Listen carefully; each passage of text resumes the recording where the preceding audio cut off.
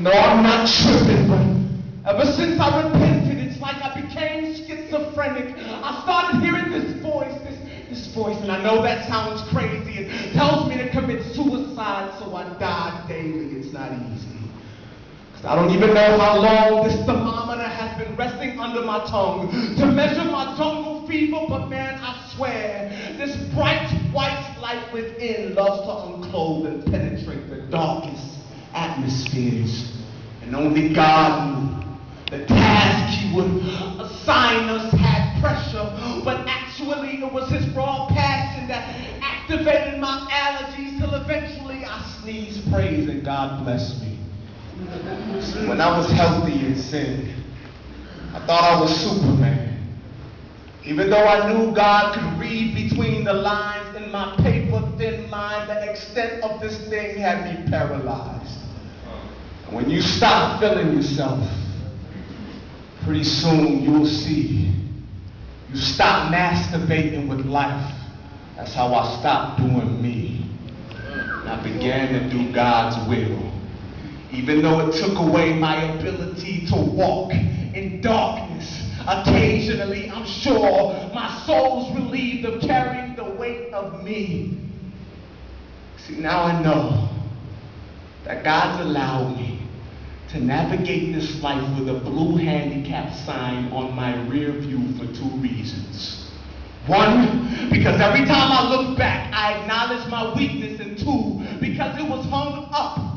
I believe that I was given the privilege of parking closer to the entrance of his kingdom, and it wasn't until now that I was ever able to understand the value of being fed through a tube. I realized that I only consume the essential nutrients for survival. Without the additives, it might not be what I prefer, but it's exactly what I need. His word has become my meat, so I eat till his presence becomes so obese that I can no longer see defeat.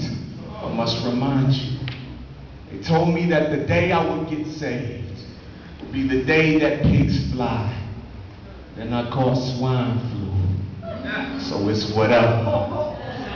God reigns even in the midst of the storm, so it makes sense why I'm always under the weather. And I'm not getting better. See, after chilling with the coolest creator, it's like I developed pneumonia. He's so omniscient, he knew this world would be crazy, so he made it bipolar. That's why my love for him declares war against sin. I mean, literally. My cardiac is armed and strapped. You think terror is the bad, you've never seen a heart attack. And when I learned that obedience to scriptures was sin's answer, I stopped being ashamed of my skin cancer, because why wouldn't my flesh be destroyed with so much exposure to the sun?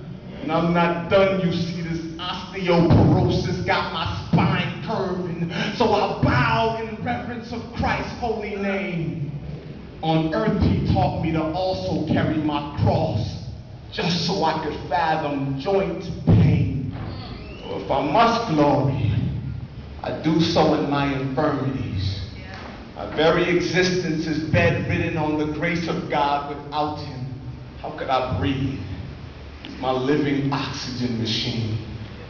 And these prayers, these IVs, they've connected me to the source, and it's funny how much more important eternity has become now that I'm living on life support. The reason why and the significance of me living as if I incurred a terminal sickness is that it guarantees me consistent visits and extensive attention from the physician. I guess it's no wonder why I'm dying to be the sickest. For whosoever will save his life shall lose it. But whosoever will lose his life for the sake of Christ will find it. Therefore, if the world calls this ill, I don't want a vaccination.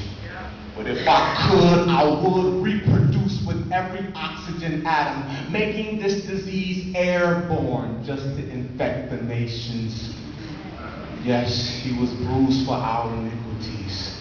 And by his stripes we were healed, which only means he was whipped so that we wouldn't be sick from, but he died so that we would be sick of. I said he was whipped so that we wouldn't be sick from, but he died so that we would be sick of.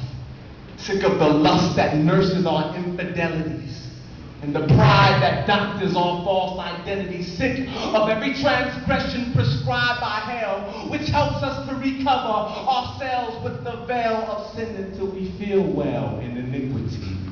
No, I'm not promoting physical illness, but if our reasonable service is to live as a sacrifice, and I would rather live as if I am before death, than regret where I spend my afterlife. So if you're ever tested and the results come back positive that you're a Christian, then answer this question honestly. What exactly are your symptoms?